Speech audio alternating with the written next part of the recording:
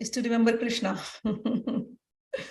So my guru used to teach me, we are living in this world, the gopis have taught, the purpose of taking breath is to remember Krishna. And that is what we are doing.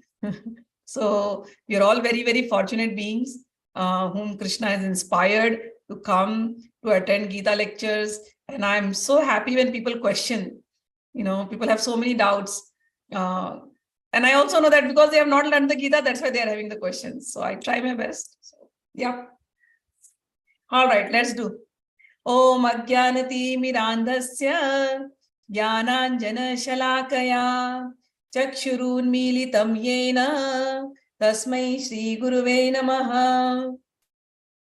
Shri Chaitanya manobhishtam sthapitam yena bhutale swayam rupa kadamayam dadati swapadantikam vandeham Shri Guru Shri Yutpad Kamalam Shri Gurun Vaishnavamscha Shri Rupam Sagrajatam Sahagana Raghunathanvitam Tam Sajivam Sadvaitam Savadhutam Parijana Sahitam Krishna Chaitanya Devam Shri Radha Krishna Padan Sahagana Lalita Shri Vishakhanvitamscha He Krishna Karuna Sindho Dina Bandho Jagatpate Gopesha Gopika Kanta Radha Kanta Namostute Tapta Kanchana Gaurangi Radhe Vrindavaneshwari Vrishabhanu Sute Devi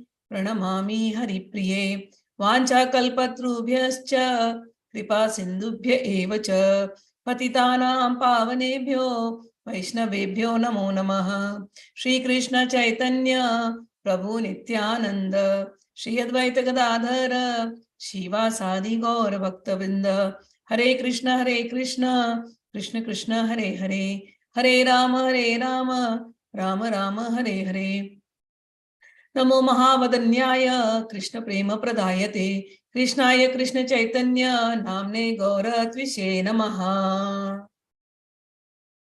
All right, 1 second, I have to.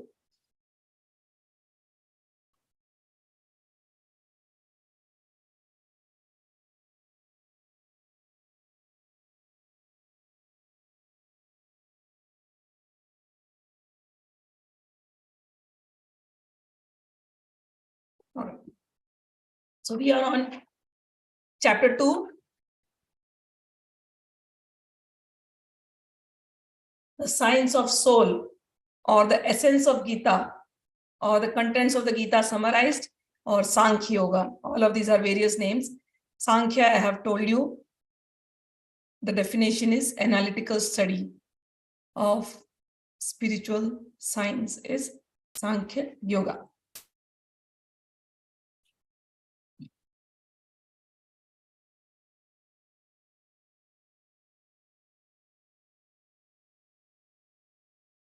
Yesterday, I've read all the translations one more time. Sanjay said, seeing Arjuna full of compassion, his mind depressed, his eyes full of tears, Madhusudan Krishna spoke the following words. The Supreme Lord said, my dear Arjuna, how have these impurities come upon you? They are not befitting a man who knows the value of life. They lead not to higher planets, but to infamy. And in the purport, we discussed 3 words. I always say this is a science class, spiritual science class. So you must know your vocabulary.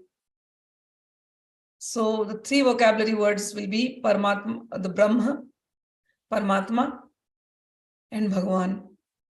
Brahma is formless, which is in the living entity as well as the non-living entity. Parmatma is formless, and it is in the hearts of all living entities. So when I say Parmatma, it is in living entities inside the heart. Then the third one is Bhagwan. Bhagwan, no human can become Bhagwan. They can become saints, but they cannot become Bhagwan. Okay? And Bhagwan has 6 qualities. If someone has those qualities, we call them Bhagwan. Or Bhagwan, when he descends on earth, he performs 3 important tasks. One is delivering his devotees. Second, annihilating the asuras, the demons or negative people. And the third is establishing the dharma.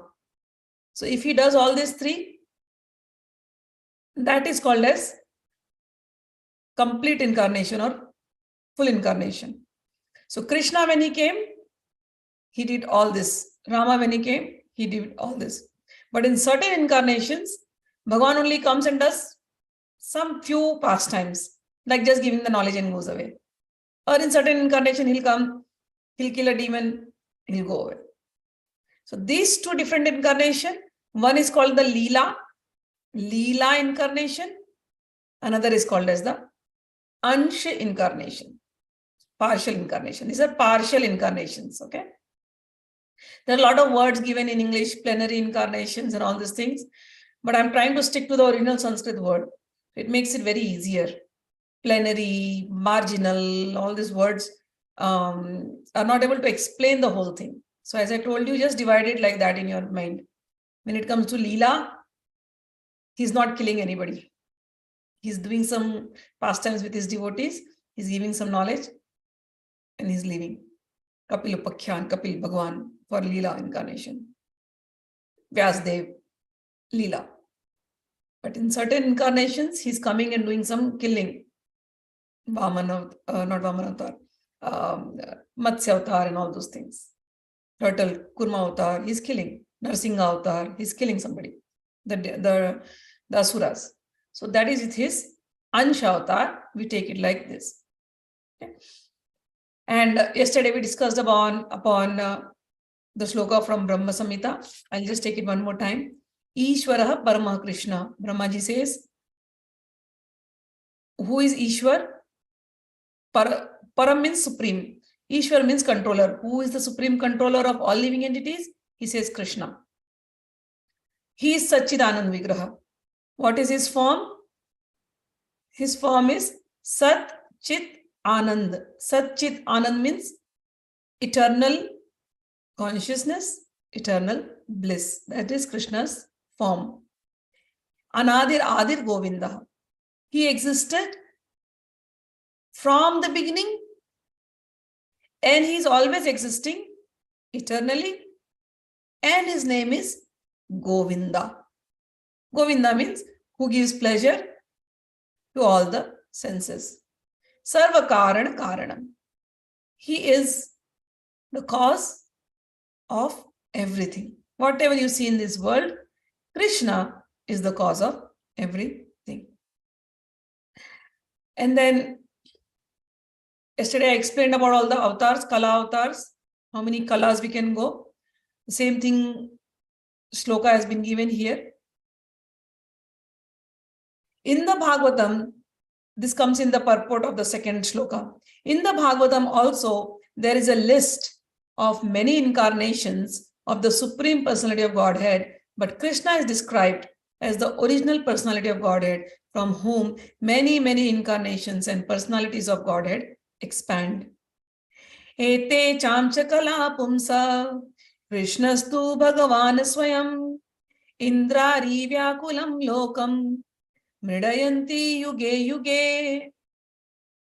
All the lists of the incarnations of Godhead submitted herewith are either plenary expansions or parts of the plenary expansions of the Supreme Lord. But Krishna is Bhagavan himself. When they say Supreme Personality of Godhead, the Sanskrit word for it is Bhagavan. Krishnastu Bhagavan Swayam. We take this statement. It is given by Srila Vedvyas himself. Where did he write this? He wrote it in his last Purana. Srimad Bhagavatam. Before that, he has written other Puranas also. He's written Devi Bhagavat, other Bhagavats too. But he wrote Mahabharata also. But in the last one, he writes, Krishnastu Bhagwan Swayam. So our teachers say that if a writer who has written many books in the past and he writes his last book and he says, okay, this is my final conclusion, then we accept his conclusion as like the final. He is the supreme authority in giving us knowledge. Vedavyas, after writing the Mahabharata, he was very restless. And then he went on the banks of Saraswati Nadi and he was Saraswati River, and he was very, he started meditating as to what did I miss? Even after writing so much, I'm still not finding peace of mind. What did I miss? And then his guru, Narad Muni, comes. And Narad Muni tells him, you wrote everything about dharma, religion, dharma, artha, kama, moksha, as we say. You wrote about everything in the Mahabharata. It's very perfect. But you have not described the pastimes of Lord Shri Krishna. You have Bhagwan came, Bhagwan incarnated. But in your Mahabharata, Bhagwan is there, but nobody can relate with Bhagwan so much because everybody gets caught up in the story of the characters. Yudhishthira, and then Draupadi, and then Shakuni is also right, and then Gandhari is also right. Everybody's getting caught in the stories, in their dharma, adharma. But the biggest incarnation of dharma, Bhagwan Shri Krishna had come. God himself had come. You didn't describe about him. And that is why you are restless. So now start describing about Shri Krishna. Purely, no dharma, adharma, anything over there, no other story. Only the glories of Shri Krishna. And then he writes his final book and says, now I am done. Now I have found peace. I don't want to write anything. After that, he didn't write anything. And there he declared, Krishnastu Bhagwan Swayam. Nobody should think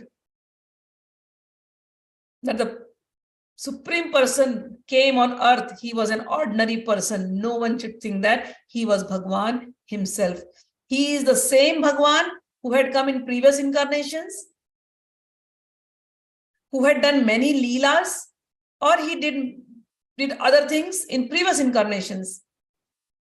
But the same Bhagwan, with his full potency, incarnated as Krishna. In previous incarnations, he didn't display some of the things. But in this incarnation, he completely displayed all his potency. So do not think that he is something different. When we see, Brahmaji is the first being who has spoken the Brahma Samhita. When we read the Bhagavad, we see that before the Shrishti, before the creation happens, Brahmaji comes and he's praying. And then in the Bhagavad, it is written, first Lord Narayan comes in the 400 form. But there is another book called Gopal Tapani Upanishad. In Gopal Tapani Upanishad, Brahmaji is answering to his sons, the firstborns, the 4 sons. And he says that that same Bhagwan Narayan appeared to me as a cowherd boy in a very friendly manner. And he gave me all the knowledge as to how to begin the work of creation. So Brahmaji tells that even though people may think he is the 400 Narayan or whatever, but his original form is the 2-handed Krishna, like a cowherd boy. This he describes in Gopal Tapani Upanishad, from where the Krishna Gayatri Mantra comes, and from that Krishna Gayatri Mantra, all the other forms of Krishna comes out. So there he calls him as Govinda. Govinda means the one who gives pleasure to this entire universe. That is Govinda. Same thing Ved Vyas says here. Every other incarnation happened in the past, but they were either the Leela or the Ansha. In Leela, he came, gave knowledge, did something and went. In Ansha, he did extra work. He killed some demons. But here in Krishna Avatar, he killed the demons. He delivered all his devotees. He fulfilled their desires. And he established dharma. He gave us Gita. He gave us the knowledge. Such a perfect knowledge. Who else but Bhagwan can give? He was not an ordinary person. That whole big, the Veda, the Upanishad, the Puranas, whatever they contain, Bhagwan just gave in 1 hour to Arjuna. That became Bhagavad Gita. We are spending so many months. We have only reached the 2nd chapter. All that knowledge, he just made it so small like a capsule and gave it to us in Bhagavad Gita in 700 shlokas. So here Ved Vyas says, all the list of the incarnation of Godhead submitted herewith are either plenary expansions or part of the plenary expansion of the Supreme God. But Krishna is the Supreme Personality of Godhead himself. Therefore, Krishna is the original Bhagwan. He is the absolute truth, the source of both personal and the impersonal Brahman.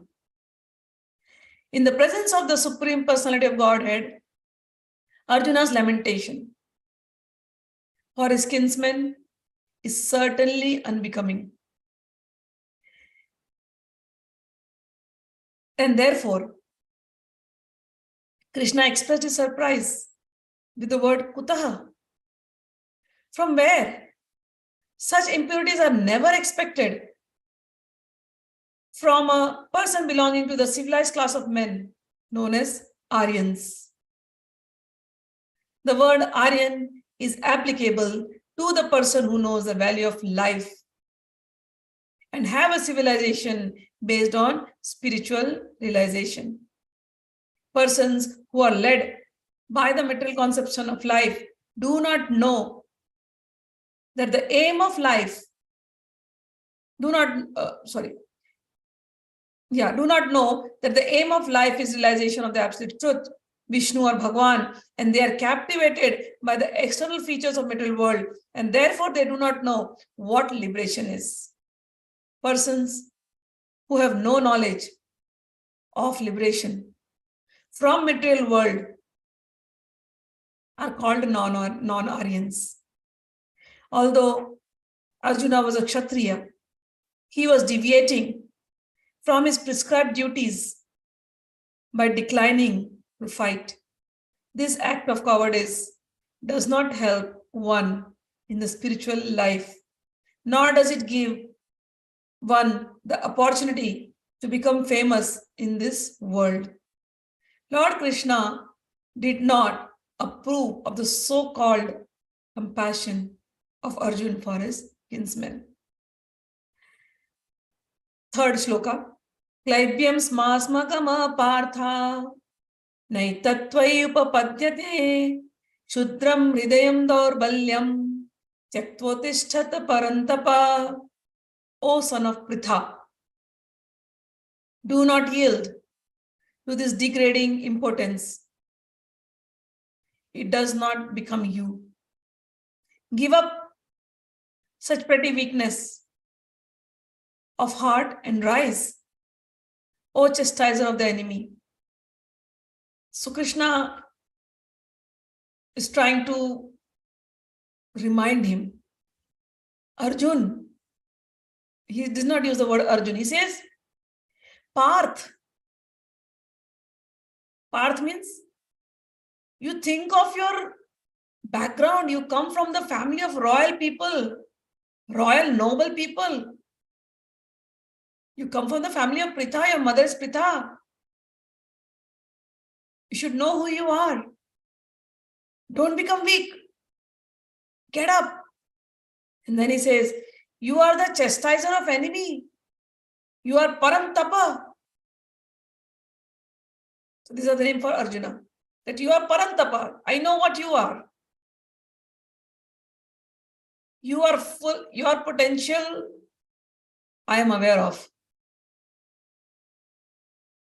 So don't behave like an important person.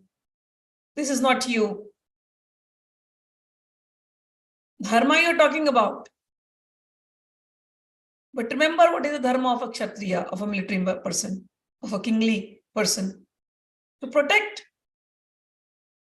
At this time, the compassion that you're showing is not right.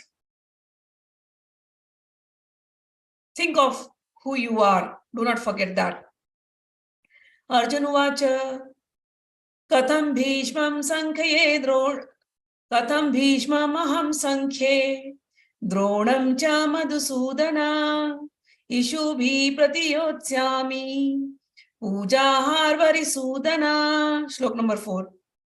Arjuna says, O Madhusudan, O Krishna Madhusudan, O killer of Madhu, how can I counter-attack with arrows in battle men like Bhishma and Drona who are worthy of my worship? He says, Arjuna says, Krishna. Now he's not calling him Krishna, he says Madhusudan. Krishna's name is Madhusudan, slayer of the demon Madhu. Madhu also means pride. He says, O slayer of pride, I know you're telling me all these things. But how can I shoot an arrow to Bhishma Pitamaha, who is my grandfather? He is the first one who taught me how to even tie that string to that bow. And you're asking me to shoot arrow on him? He is worthy of my worship. I should be offering him flower, garland, chandan, sandalwood. That is what I should be doing to him. He's my grandfather. I can't do this. And my guru, Dronacharya, I should be washing his feet. How can I take the arrow and shoot them? Not possible. Guru nahatva hi mahanubhavan shreyo bhoktum bhaiksham api haloke hatvartha kamastu guru nihaiva bhunjiya bhogan rudir pradigdan. Shlok number 5. Arjuna says, it is better to live in this world by begging than to live at the cost of lives of great souls who are my teachers.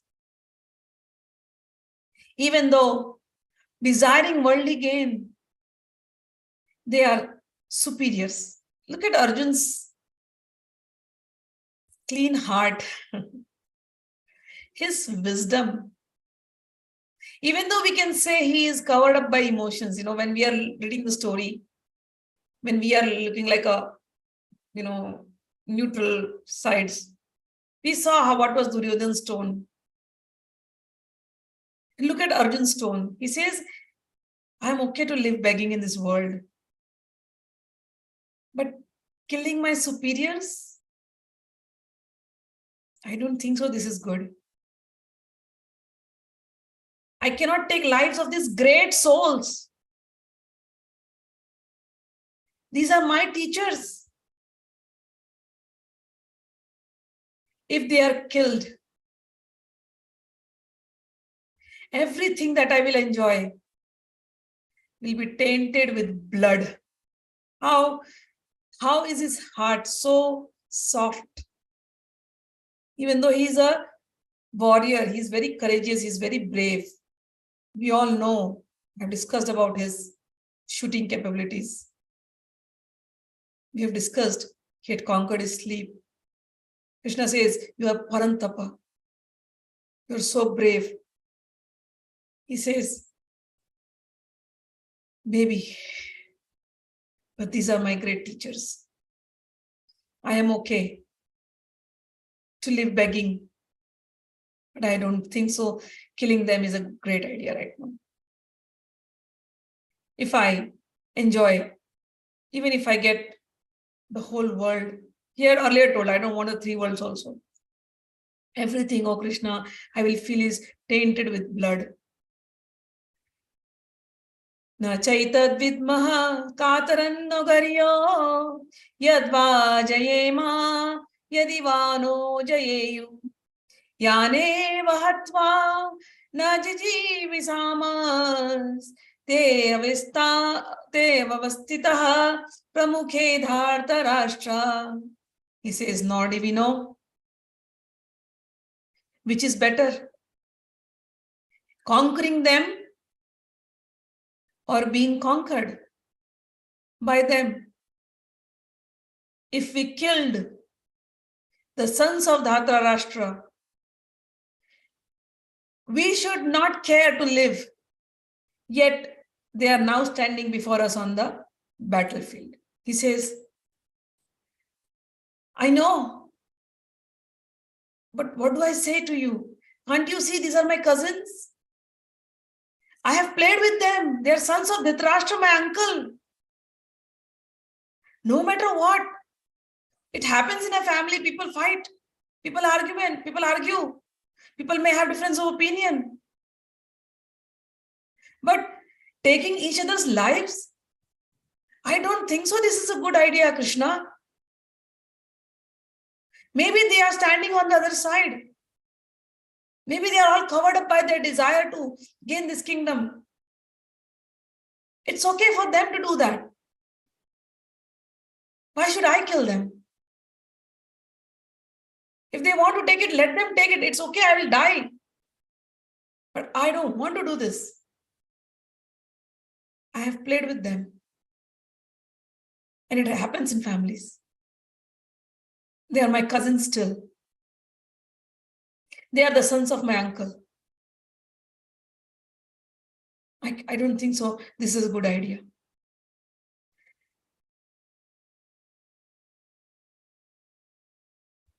Then he goes on. Now he's like totally confused right now. And at this point, he's seeing his uncles, he's seeing everybody, and then he's like, I am not able to think anything. Very confused. And he looks at Krishna. Krishna is also quite looking at him. Arjuna just gives up, falls down on his feet. And then he says, Karpanya dosho pahata swabhava prichhami tvam dharma samudha cheta yacheya syannischitam bruhitan me shishyaste ham shadhi mam tvam prapannam shishyaste ham shadhi mam tvam prapannam. Now in this shloka, this is the most important shloka. Shloka number 8. Mark it down. Here is where Arjuna now says, I am confused, Krishna, I am confused. I know you are giving me all this knowledge of dharma, all this knowledge of Kshatriya dharma. You know me better than probably I know myself. You're my best friend. I'm opening up my heart to you. I am confused. I'm totally confused. What is my duty? So now you tell me for certain what is best for me. I am your disciple. Here he says, I am your disciple. Shishyasteham shadhi mam tvam prapannam. Oh, my best friend Krishna, I become your disciple. I take you as my guru. I am confused in my duties. I cannot think clearly. There are so many cobwebs. I am understanding my duty as a Kshatriya. I understand I have a duty towards the people and everybody. But then when I see these people in front of me, I think killing is not the right option. I'm really confused. Whatever you say also seems right, and whatever I'm saying is also right. I surrender to you. Shishyasteham shadhi mam tvam prapannam. He says, I am your disciple. Shishyasteham. I am your disciple.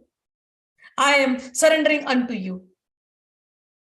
Whatever is right, yes, Shreyam, Syan Nishchitam. Whatever is right for me, yes, Shreyam, Syan Nishchitam. Whatever is right, certainly for me.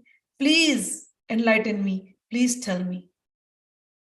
I am confused. Now I am confused about my duty and have lost all composure because of miserly weakness. In this condition, I am asking you to tell me for certain what is best for me. Now I am a disciple and a soul surrendered unto you. Please instruct me. This is where Arjuna, by his example, he's giving us a lesson. If we have to understand Gita, we have to first become a surrendered soul. Surrendered to Krishna. Krishna is Guru. Krishna Vande Jagat Guru. He is the Guru of all Gurus. To understand Gita, we first make him our Guru and our best friend. We trust him completely. Believe in his words. We surrender. Then all the cobwebs which we had in our mind, all the questions will be answered. Every question, and I'm telling you, whatever question you carried in this life, every question will be answered in Gita. And in such a clear manner. And every time you have any problem in your life, open the pages of Gita.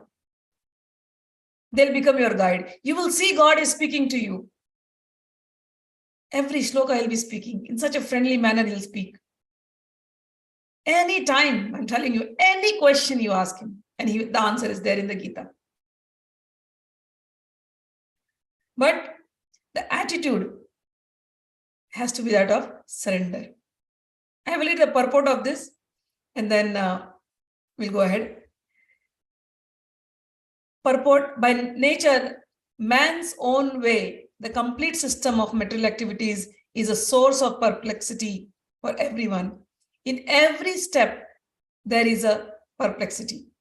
And therefore, it behooves one to approach a bona fide spiritual master who can give one proper guidance for executing the purpose of life.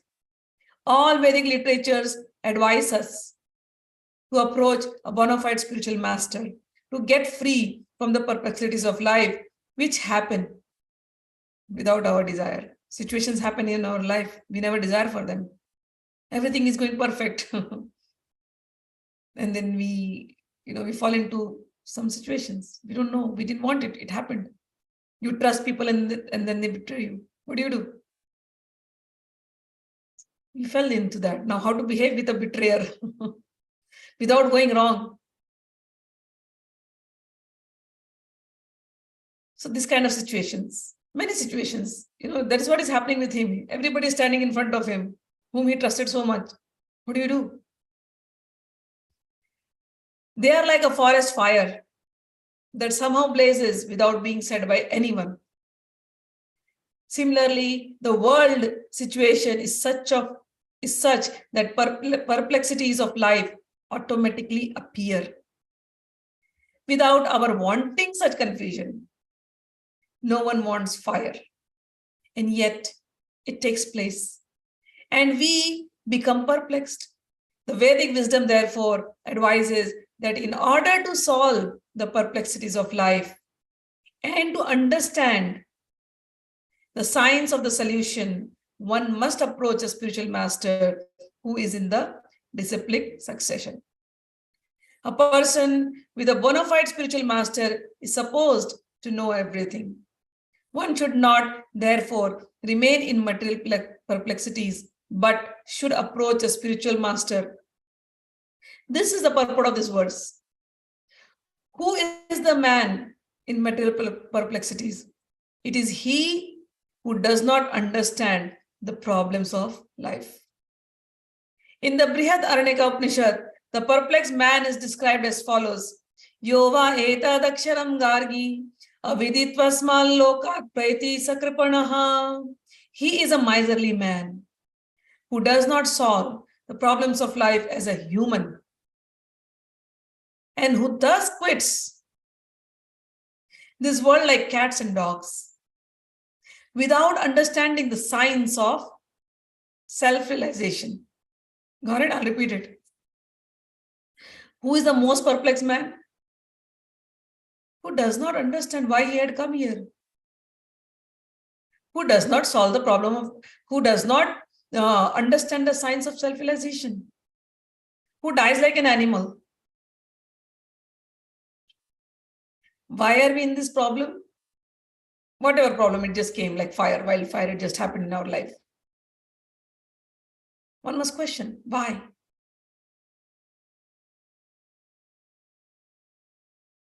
The biggest problem. What is the biggest problem? These are all small problems. The biggest problem, Shankaracharya says, Punarapi janamam, punarapi maranam. Punarapi janani jatare shayanam. Shankaracharya says, the biggest problem of a living being is it comes in mother's womb again and again, takes birth, dies, again some mother's womb, again take birth, again die. This cycle of birth and death. This is the biggest problem. If you never took birth,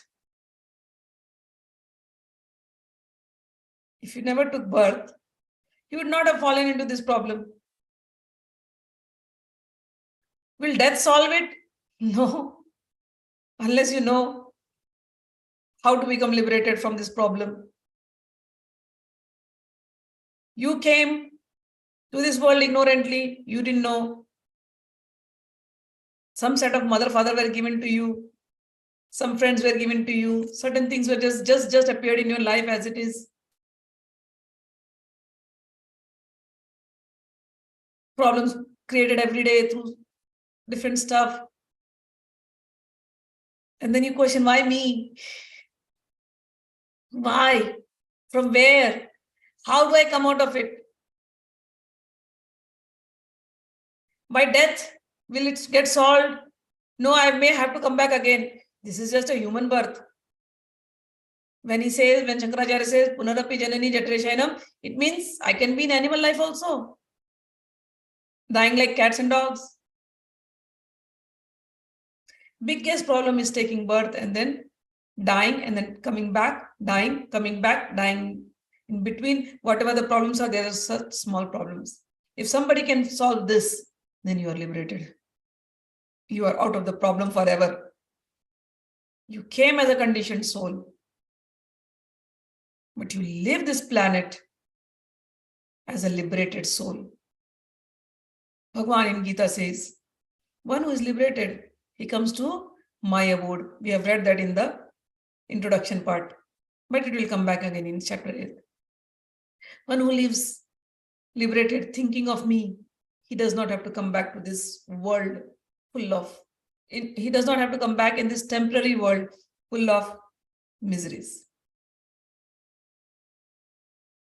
Simple.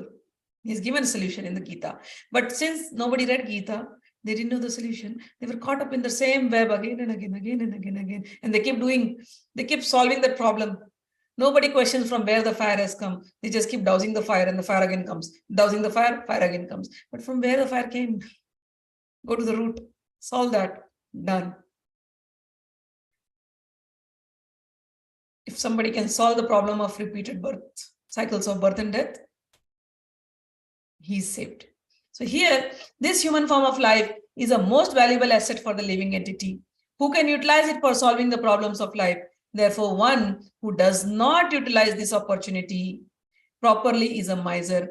On the other hand, there is a Brahmana or who is intelligent enough to utilize this body to solve all the problems of life. Ya etadaksharam gargi vidit lokat prati sa brahmanaha. The kripanas or miserly persons waste their time in being overly affectionate for family, society, country, etc. In the material conception of life, one is often attached to family life, namely to wife, children, and other members on the basis of skin disease. The Kripana thinks that he is able to protect his family members from death, or the Kripana thinks that his family or society can save him from the verge of death. Such family attachment can be found even in the lower animals who take care of their children also. Being intelligent, Arjuna could understand that this affection for family members and his wish to protect them from death were the causes of his perplexities, his understanding. Although he could understand that his duty to fight was awaiting him, still, on account of miserly weakness, he could not discharge the duties. He is therefore asking Lord Krishna, the Supreme Spiritual Master, to make a definite solution. He offers himself to Krishna as a disciple. He wants to stop friendly talks. Talks between the master and the disciple are serious. And now, Arjuna wants to talk seriously before the recognized spiritual master. Krishna is therefore the original spiritual master of the science of Bhagavad Gita, and Arjuna is the first disciple for understanding the Gita. How Arjuna understands the Bhagavad Gita is stated in the Gita itself. And yet, foolish mundane scholars explain that one need not submit to Krishna as person, but to the unborn within Krishna. There is no difference between Krishnas within and without. And one who has no sense of this understanding is the greatest fool in trying to understand Bhagavad Gita. This is mentioned for people who think, oh, Krishna was some superhuman. There are other translations of Bhagavad Gita where they'll say, Krishna was just an extraordinary man. From him that some God was speaking. He did some extraordinary miracles, that's all. But no, this is not how it is. Krishna was God. Everywhere, Vyasdev is writing Bhagwan Uvacha, Bhagwan Uvacha, Bhagwan Uvacha. He is not writing somebody from inside is talking. Bhagwan himself is talking. And how many names Arjuna has taken for Bhagwan? All those names are indicating Bhagwan, Sri Krishna. So if people say Krishna is just somebody ordinary person and something from inside is talking, no, he is not that person. He has given this kind of Gita in 1 hour. Ordinary person cannot give this. People spend lives explaining Gita. Ordinary intelligent persons, who pose that they are very intelligent. They won't even take Krishna's name. They'll say, oh, I am the intelligent person. I am giving you this knowledge. There'll be imperfections in their knowledge. But when you read the Gita, there's no imperfection. It's perfect. Those who have read it, every shloka, okay, and understood it and practiced it, they know the value of Gita. They know who Krishna was. Krishna is God himself. He was not an ordinary person who came and who was very intelligent and who spoke something. Because if he was very intelligent, he would have spoken something Just an ordinary person, there would be many defects in this, but there are no defects in Gita. So perfect, the knowledge is. Nahi prapashyami mamapnudyad yachokamuchoshanam indriyanam avapya bhuma vasapatnam raddham rajam suranam apichadipatyam. I find no means to drive away this grief, which is drying up my senses. I will not be able to dispel it, even if I win a prosperous, unrivaled kingdom on earth with sovereignty like the demigods in heaven. I'll read the purport of this and then take the questions, okay?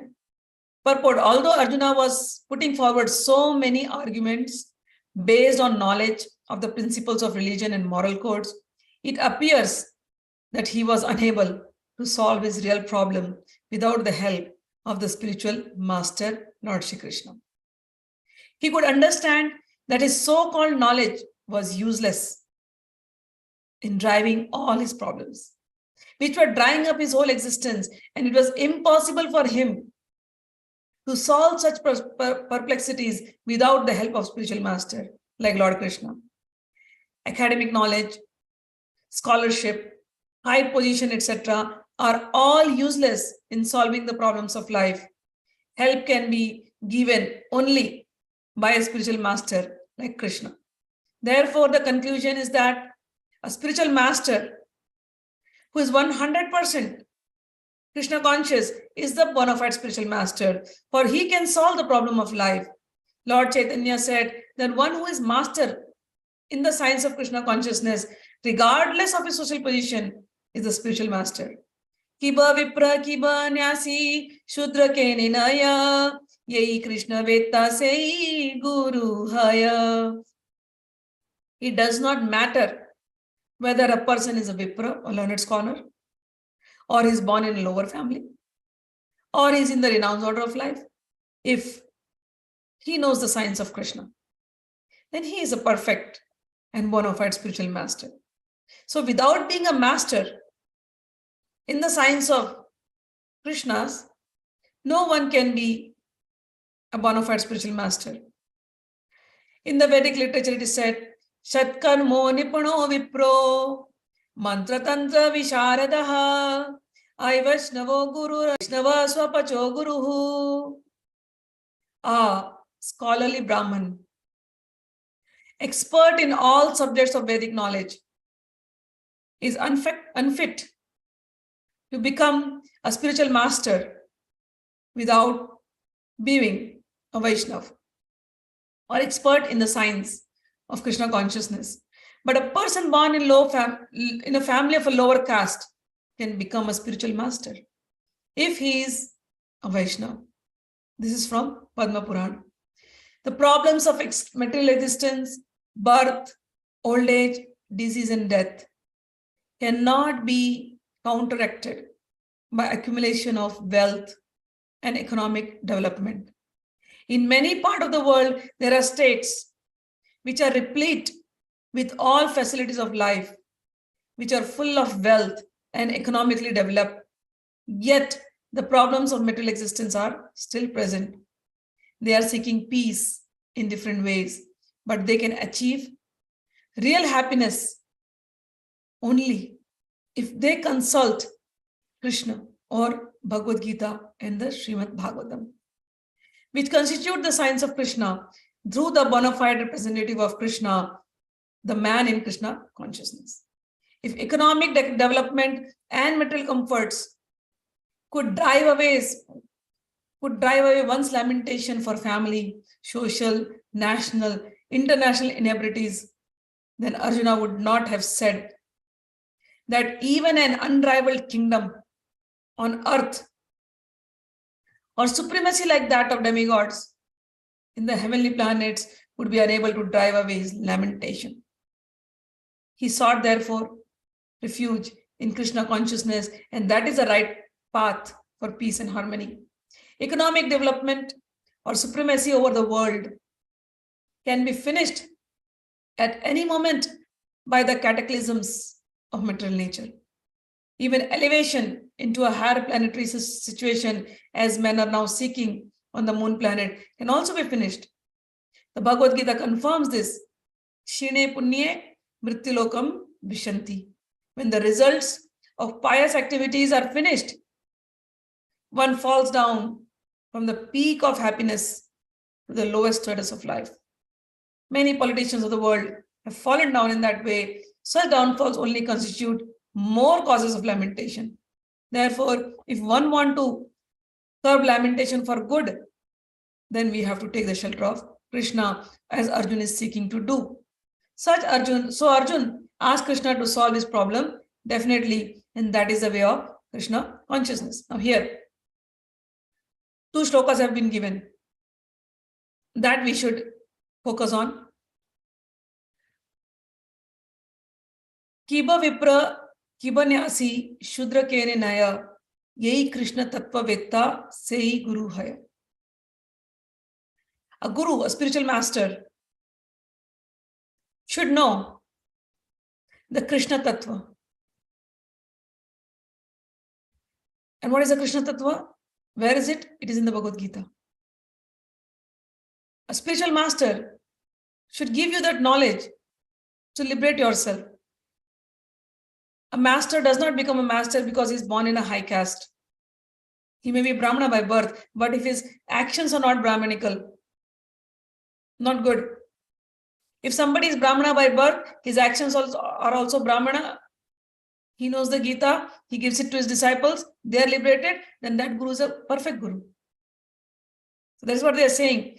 Somebody may have all the Vedic knowledge, but this Vedic knowledge also may confuse. They only make you stick in the material perplexities. So no, that is not the right thing. Here it says, a person has to be Vaishnava. Now, many times that question used to, it used to bother me also when I was learning all this. Why every time you're telling Vaishnava, Vaishnava, Vaishnava, that word gets repeated in my head. Because I was a Shakta. I was a Tantric. So Vaishnava, when you say Vaishnava, it's like, okay, what do you want me to convert? Because my understanding was so low, so poor. I went to my master, spiritual master in Vrindavan, because this question used to bother me, many years. And I would not ask anybody from ISKCON because they will say the same thing and it didn't satisfy me. So I went to my, when I met my spiritual master in Vrindavan, and I heard from his mouth, he was talking on Devi Katyayani. And he's a perfect Vaishnava. He's from the Ramananda Sampradaya. And he's talking about Devi Katyayani. When somebody spoke about Devi, I felt nice. Okay, now I feel related. You're talking somebody I know. And then he went on speaking about how Devi is his sister. He's Vaishnavi. First time in my head it struck. Oh my God. My father worshipped Baglamukhi and Baglamukhi is a Vaishnavi. I used to just say it. She's a Vaishnavi, she's a Vaishnavi. But what is that Vaishnavi is? Does she not belong to Vishnu? They are brothers, sisters, so-called in the worldly way, if you see. But how much the mind carries this? Oh, she is Baglamukhi, she is a Tantric Devi, Vishnu is separate. This is for the bhaktas. It never occurred till that moment. Oh, this is Vaishnava and this is Vaishnavi. The moment I saw them both together, Vaishnava, Vaishnavi, it was such a liberating moment at that moment. Enlightenment. Something like, the tube light just became on.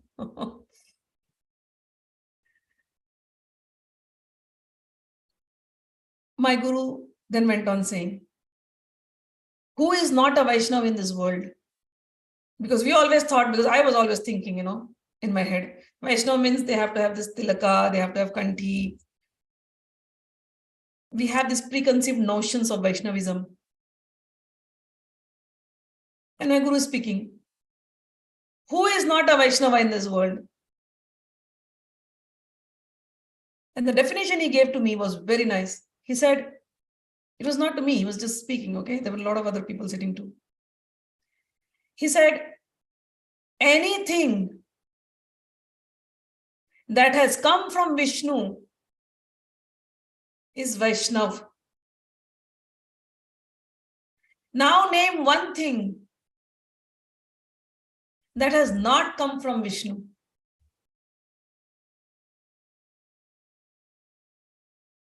Name one thing that has not come from Vishnu. So when everything has come from Vishnu, the Christians have come from Vishnu, the Muslims have come from Vishnu, everything has come from Vishnu. Shiva is the greatest Vaishnava, Veda says. Vaishnavanam yathasham. Then, all this thought which I had learned from so many years, I had just learned as theories, but at that moment, it was like enlightenment. It was becoming clear. Yeah. That Vaishnavi. Katyayani is Vaishnavi. Yes. Katyayani is Parvati. Yes. And Parvati is asking Shiva. We read Vishnu Sahasranam there. It is there. She asks, Parvati is asking Shiva, the whole world is meditating on you, O Lord Shiva. Whom are you meditating upon? He says, Ram Ram Rameti Rame Rame Manorame. Oh, my beautiful wife, you are very beautiful. I should probably be thinking about you, but let me make it very clear. I'm thinking of only one name. What is that name? Ram Ram Rameti Rame Rame Manorame. I'm just thinking of Ram, Ram, Ram, oh Rama. She calls her also. Oh Rama, oh beautiful one. I'm only thinking of him. In Kashi, when bodies are taken to burn, Manikarnika Ghat, they say the final liberation happens. If somebody is burnt in Manikarnika Ghat, they are liberated. And I knew people, old people who would make this visit to Kashi for their end time. Like they will not come back home. They want to die in Kashi. What does Lord Shiva do at that time? I've heard it from my teachers. They said Lord Shiva gives them the Ram Tarak mantra. He gives them the name of Ram. And that is how they are liberated. At that moment, all these different sects, Shakta, Tantra, Vaishnava, Shav, everything just dissolved. When my Guru was explaining, tell me one thing which is not a Vaishnava. Everything is Vaishnava. Everything that comes from Vishnu is Vaishnava. Tell me anything which is not a Bhakta. Bhakta means part of God. Even the Abhakta that you see, Abhakta means who is not a devotee. Even the person whom you see as a non-devotee, he is also a part of God. Wow. When he said like that, all differences of opinion of different sects, different thing, everything just vanished. Everywhere I just started seeing that Vishnu. That love for Vishnu just grew manifold times. And that Vishnu is Krishna. So here when they say, Sat karmo nipuno vipro, mantra tantra visharadaha, I Vaishnav guru nasyad Vaishnava swapacho guru. He says that person who is a Vaishnav is a real guru. If it was, if my guru didn't explain to me nicely, I would have been like debating with him. What, you're only talking about Vaishnav, so Shav is not a guru?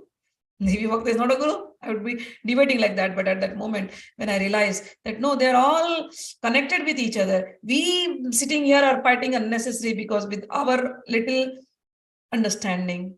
But when you sit with the Guru and the Guru explains to you, then all differences go away. So here we understood that time is up, but I will take some of whatever the questions you have sent. Okay.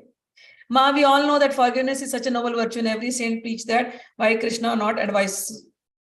Why Krishna not advise? We have to forgive.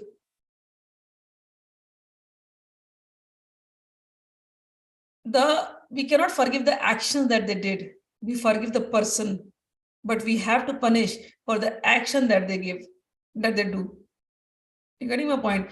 And last time, one of the lectures when we sat down, we discussed in Vedic injunctions, there are 6 things for which the punishment has to be given. And that, let me just get that again so that I read it one more time. According to Vedic injunctions, there are 6 kinds of aggressors. Poison giver, one who sets fire to the house, one who attacks with deadly weapons, one who plunders riches, and one who occupies another's land, and one who kidnaps a wife. These are 6 kinds of punishment. If somebody is doing a crime like this, a heinous crime, forgiveness is not the way. You have to punish them. Got it? If a case like Nirbhaya happens in India, where a young girl is brutally raped, you don't forgive those who committed the crime. You punish them. If a terrorist attack happens, you don't forgive the aggressors. You punish them. So punishment for the act has to be given. Got it? But you don't hate people, because hate will only breed more hatred. Punishing for the act. A judge will give a punishment, but judge cannot hate. Got it? So forgiveness is a different virtue. But here Krishna is saying, you have been brought to this point, and these people were forgiving. If you have heard the previous lectures, these people are so forgiving. They have forgiven at every step. They have taken so much pain at every step. Yudhishthir, Arjuna, they're all very strong people. And forgiveness comes naturally to them. But they were pushed at a place where they have to now fight. And Krishna is doing this for a bigger good. And as I told you, I always take the example of Draupadi. She is the royal lady. But if these people are such aggressors, they bring a lady to the court, a lady of the royal family, the daughter-in-law of the royal family, and they want to disrobe her in front of men. Can you think what kind of heinous crime that is? Even after this, these men, these such strong men, they went through that whole thing because they were following dharma. They went through the exile 13 years. Even there, they were being tried, to be killed. After all that happened, Krishna was sent as a peace messenger. And then Duryodhana says, I won't even give them a land equal to the point of a needle. They were pushed to that edge. Even after pushing to this edge, Arjuna is so nice, he says, forgive. Bhagwan says, this is not the time to forgive. Because if you go on allowing aggressors like this to rule the kingdom, if this can happen to your family, can you think what will happen to the commoners? Every week there will be some lady called to the court to be disrobed. Do you want? This is what he told Draupadi. Do you really want thing that happened to you, Draupadi, should happen to any other common lady? Do you think this is right? And should your husband not fight for it? And Draupadi kept quiet. So one should know where to forgive and where compassion has to come. So fight that injustice. Give them that punishment required. But yet do not hate them. And that's what they did. After the war, everybody died. Where was Dhritarashtra saying then? Dhritarashtra was in Hastinapur, right? All his sons died. Pandav, Yudhishthira became the king. And they kept Dhritarashtra. They didn't harbor any hatred. They did not harbor hatred for Dhritarashtra. They kept Dhritarashtra in their kingdom, in their palace. And Dhritarashtra was so attached to the palatial life. Dhritarashtra's brother Vidur, he was the only one who had sense. And he was a prime minister that time. Before the war happened, Vidur went and Vidur is trying to explain to Dhritarashtra, to Duryodhana, you guys are doing something very wrong. Why are you behaving like this? Just give them the land. Na? What is the problem? And Duryodhana, who is younger to Vidur. Vidur is the uncle, Tauji. And Duryodhana, he has seen Duryodhana like a kid. And now Duryodhana is young. And Duryodhana goes on abusing his uncle, saying, you are like a crow. crow, we throw food to them and the crow comes and bites, puts his beak on the head of the person who gives food. You Vidur uncle are like a crow. You are eating our food and you're supporting Pandava. Why are you even here? Duryodhana is abusing his uncle like crazy. Vidur looks at Dhritarashtra. Dhritarashtra is blind anyways, blinded by his whatever. Dhritarashtra is like, Vidur, oh brother, it's okay, brother, he's just a kid. He's a kid? And he talks his language? Should you not guide him? No. They threw away Vidur from that place. Vidur said, this is blessing in disguise. I'm going out of this place. Anyways, nobody can teach these people. And he left. So after the war was over, Vidur was doing his tapasya in some Haridwar. And the news, 40 years later, the news went to Vidur. Oh, the war happened. Now Yudhishthira is the king. Oh, where is Dhritarashtra then? Vidur, even after the insults, nobody would return like this. The way they insulted Vidur. If you read Mahabharata, your blood starts boiling. Mine is boiling right now. And then Vidur comes. He looks at Dhritarashtra. And he says, Bhaiya, brother, what are you doing here? Now, all your sons have died. Now you must leave this. Come with me to the Himalayas. Do some, throughout your life, you didn't live rightly. Now at the end of your life, do some good things so that you're liberated. Repent for all that thing you've done. You know what Dhritarashtra says? Oh, brother Yudhishthira. Oh, brother Vidur. Yudhishthira is such a nice. My son also did not care for me this much as Yudhishthira is caring. Oh, Vidur, I am used to living in the palace. The war happened for this palace. You want me to leave this palace and go and live in the jungles of Himalayas? I don't think so I can live that life. Yudhishthira takes care of me. He's a nice son. And Vidur says, you have no shame. You hated him. And now you're living like this. Change yourself. And then he goes and he explains to Gandhari, and then, then he gives all this counseling, and then overnight these people leave the palace, and then they go to the Himalayas, and then they do all the kriyas and the yogas and the repentance, and then they liberate themselves. So the forgiveness is in their blood. Yudhishthira, even after the war, is keeping his bad uncle, so well that the bad uncle does not want to leave Yudhishthira and go. How shameless. Vidur says, you are shameless. ऐसे संस्कृत में लिखा है, उनके टुकड़ों पे पल रहे हो. He says, they are feeding you, and you throughout your life you didn't like them. Now they are feeding you and you are just sitting here shamelessly. Just leave this palace. Draupadi forgives Ashwathama, even though Ashwathama throws the Brahmastra at their daughter-in-law's, daughter-in-law is pregnant, Uttara. Draupadi does not lose her cool even there. She says, Arjun, don't kill him. He is the Guru's son.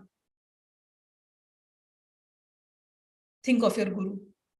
And not only that, he is the only son of his mother. And I know what is the pain of losing 5 sons. I don't think this will be good. Punish him like this. Don't kill him. This is Draupadi. After everything, she can forgive. Does not Krishna know? Krishna knows everything. So forgiveness was very natural for them. But Krishna at this time, he wanted to show, this is not the time to show compassion. You have to show compassion where it is required. Not to aggressors. They are not at all sorry. And they will continue their aggression. So in order to stop their aggression, you will have to fight. So fight. This is what is Krishna trying to say. Got it? That is like, so we may not forgive someone for his or wrong deeds. Then what about our karma? Again, I'm saying, when we read the karma philosophy here, Krishna will say, Tasma sarveshu kaleshu ma manusmara yuddhacha. He says, under all circumstances, O Arjun, remember me and fight. By doing so, you will achieve me. This shloka will come as we read chapter 2 and chapter 3. By doing so, you will achieve me without any doubt. And achieving Krishna means you are freed from all the karmas. You are liberated. Here, Arjuna is not the doer. Arjuna is not the doer. Krishna says, you think of me. I am the doer. Surrender means you know that Bhagwan is the doer, not me. The fight is not happening with, you see the mindset. Dhritarashtra's side, we are the doers. It's a personal vengeance. This side, I don't want to do. There is no vengeance. I don't want to do. But Krishna says, you have to do.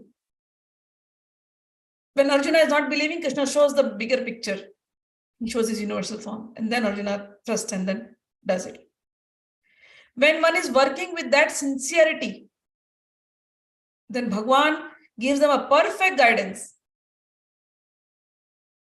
And you surrender everything to Krishna. Karma yoga means, final karma yoga is surrender everything to Krishna. Sarva dharman parityajya mam ekam sharanam vraja. Leave all, abandon all varieties of religion, surrender unto me. It starts from surrender, it ends in surrender. Krishna goes on giving all this chapter. The chapter 2, he said, I surrender to you.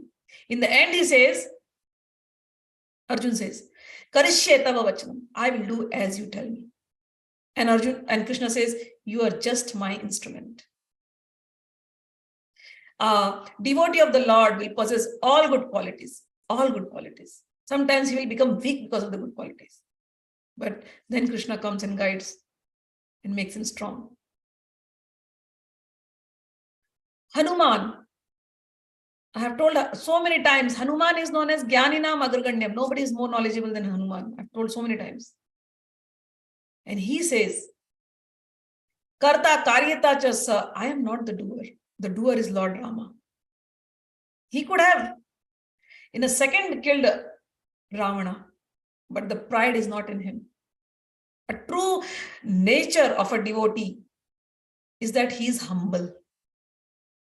He is very humble. So those were the times where wars were happening. In our times, it is a different way. We have to take a stand on certain things which are right. That's it. Got it? We have to forgive everybody, but we have to forgive, but we cannot. My father used to teach me, hate the actions, not the person. You respond to the actions, but do not harbor hate for that person.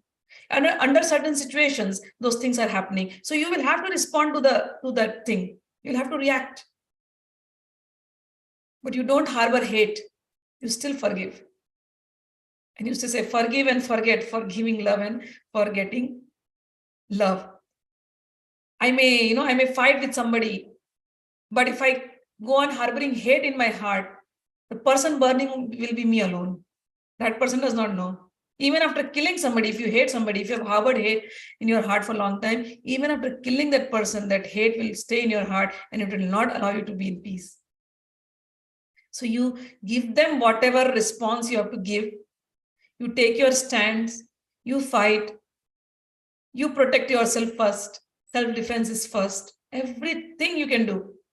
But your heart has to be still, full of love, forgiveness, and compassion.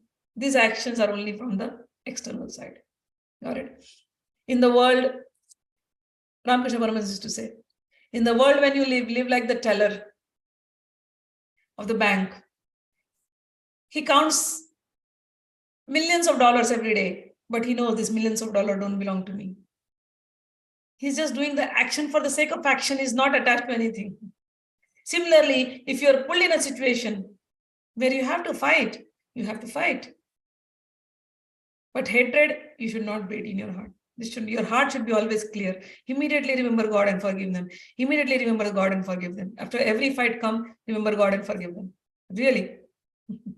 That's how your heart will be clean. You know what your heart is.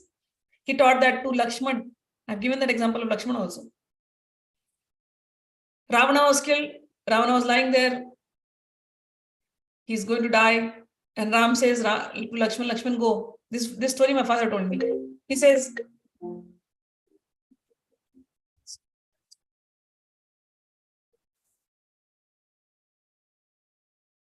so Ram says to Lakshman, Lakshman, go to Ravan and learn from him certain knowledge of archery. And Lakshman is like that. Why should I go to him? He's our enemy. We killed him. Why would I go and learn from him? Ram says, no, you have to go. Learn from him. He's the greatest learned man. He's a devotee of Shiva. Look at Ram's way of looking at Ravana. He was punished for the action. He tried to lay his hand on my wife. That punishment we have given him. We have given a lesson to the world as per the Vedic injunctions. But despite all that, he has certain good qualities.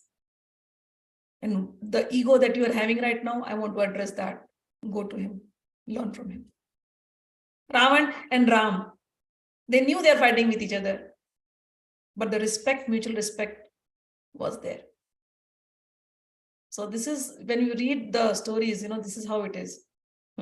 Bhagwan is so great. Even after all this, he kills everybody.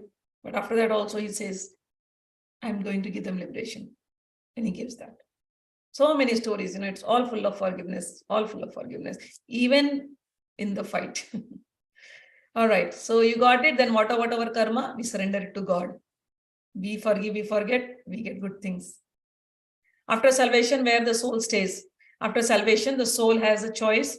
One salvation is direct mukti, and one salvation is krama mukti. This is explained in our Bhagavatam. Direct mukti, we straight away go to Bhagwan's dham. Whichever form these answers will come in Gita. Bhagwan says, whichever, suppose you are a Devi Bhakta, you will go to Devi's dham. You are a Shiv Bhakta, you will go to Shiv's dham. I'm a Krishna Bhakta, I go to Krishna's dham. So that is one direct salvation. Another salvation is, you are Muktatma. You can go to various lokas, Maharloka, Janaloka, Tapaloka. Go there, take your time. You are a Muktatma. You have known the way now, not to get caught in this web. You can go around, and when there is annihilation, when everything is going on, you go back. And then come back again when God tells you to come back. Got it? All right. Ma, would you like to say some words about how can one identify a bona fide spiritual master? Maybe some pointers to look out. Not everyone is as lucky as us. Just read the Gita, you'll come to know. Sthita pragyasya ka bhashad. Same question he has asked Arjuna. So when we come to that chapter, you will come to know. I'll point it out. All those are my favorite shlokas, so you will know. Krishna asked the same thing what you have asked. How do you find out who is a Sthita pragya? Arjuna asked. And then he'll go on explaining all the qualities he will give.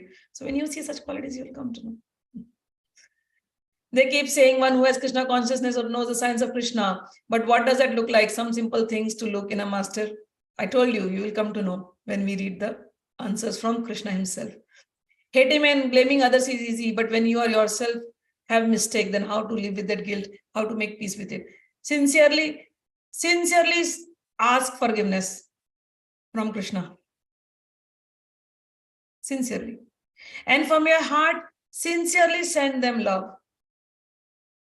Whether you are able to say them on their mouth, no problem. From your heart, sincerely send them love. Fill your heart with love. Everything is just an image.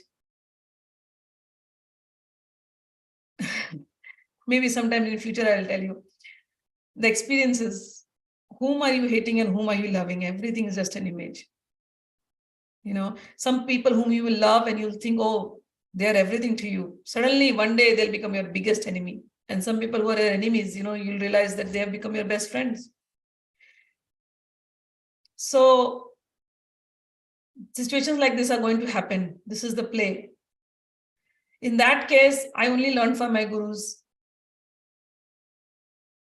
Forgive and forget, as you know, and beg for forgiveness from Bhagwan. That God, maybe I did something. I beg forgiveness from you. And I send love to that particular person. When you fill your heart with love, the guilt will slowly go away. And if you meet that person, if you're really feeling that guilty, Meet that person and just confess. Just tell, I have nothing against you. If you can tell, I have nothing against you. And I really beg for forgiveness and I expect forgiveness from you. The person may behave wrong, rightly, whatever their anger level is different. But from your heart, you will be guilt-free. These are examples of people, whom you know in this world. But in past lives, you have no idea how many people you have done all these things, how many times you have done all these things. So when you're on the path of spirituality, you have to forgive everyone and beg for forgiveness from everyone. Fill your heart with love for everyone. Give them love. That's the only way. Got it. What happens to my punya? What happens to your punya? Nothing. When we are on the path of God, we are beyond pap and punya. That is the philosophy of karma yoga, which you will learn in 3rd, 4th, and 5th chapter. In detail, Bhagwan will explain. You have to rise above pap and punya, rise above merit and sins. You become godly. That is important. Arjuna is going to fight such a big battle. How many people will be killed? His gurus are going to get killed. So he's doing a pap or he's doing a punya? What happened to his pap and punya? What happened to his sins and merits after that bloodshed? Jainis, they say, oh, our Krishna is in hell. Because of him, such a big war happened. So one of the Jainis I had met, I'd been to one temple, and that Jaini, she wanted to pull my leg. She's like, you know what? Our gurus say that your Krishna is in hell, in the deepest, darkest hell. And she thought I will react. I started laughing. She's like, why are you laughing? I said, yeah, you're so right. She's like, what? He's in hell? I said, tell me one place where he is not there. He's God. And of course, he has to be in hell. Because those are the people who need him more. He is the comforter. He gives comfort. He is there. And not only he, all his devotees, all these muktatmas also very happily go to hell to help all those people who are suffering there. God is needed where the suffering most. So yes, you're right. For us, Krishna is everywhere. What is pap and what is punya? Nothing. It's all Krishna karma, surrender it to him. Sarva dharman parityajya mam ekam sharanam vraja. Wow, amazing explanation. What happens if we help someone? You should help everyone. You feel good. When you help someone, right there you feel good. You have experienced the happiness. That is your punya. You give bad words to somebody, you think bad about someone, right there you are experiencing that restlessness in your heart. You have suffered. If you help someone, you have enjoyed. If you curse someone, you have suffered. Be careful of what you're doing always. Got it? Okay, time up. Let's end the class now. I think I have answered everybody. Jai Shri Krishna, Hari Bol. Jai Shri Krishna. Thank you, Ma. You're welcome. Jai Shri Krishna. Jai Shri Krishna. Thank you for your answer. You're welcome.